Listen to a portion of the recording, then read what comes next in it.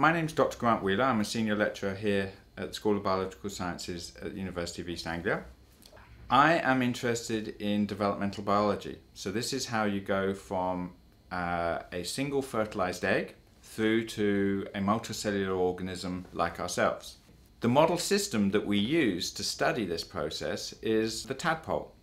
So we use a frog called the African claw-toed frog, or its Latin name is Xenopus laevis, and we use this because we can easily obtain eggs from this frog at any time during the year.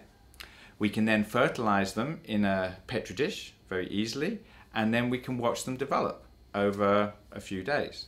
If you've ever looked at frog spawn in a pond, you know how big the eggs appear and how big the tadpoles are, so we can kind of watch this process of the development of the tadpole quite easily using very simple microscopes in the petri dish. In my lab, we've been interested in a particular cell type called the neural crest. The neural crest are very interesting.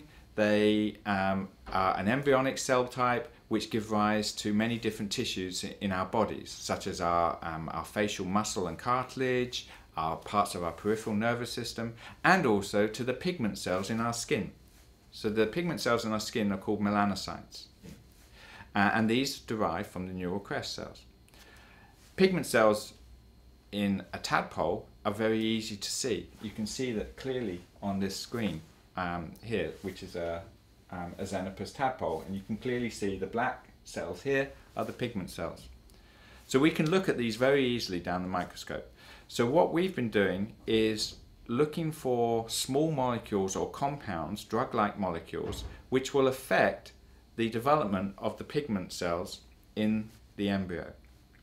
And we carried out what's called a chemical genetic screen, where we screened 3,000 different compounds, and we identified around about 40 which affected the development of the tadpoles.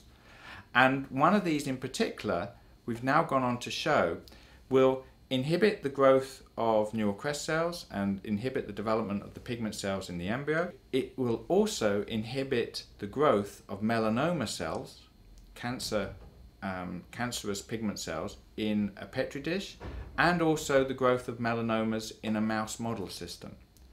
So this compound that we've identified with our collaborators at Harvard Medical School is called leflunomide, and it's actually already used as a drug to help treat rheumatoid arthritis. So it's undergone many of the toxicity tests that new compounds, new drugs have to undergo, and is now in the process of starting to be used in clinical trials over in Boston to see if it will help treat melanoma.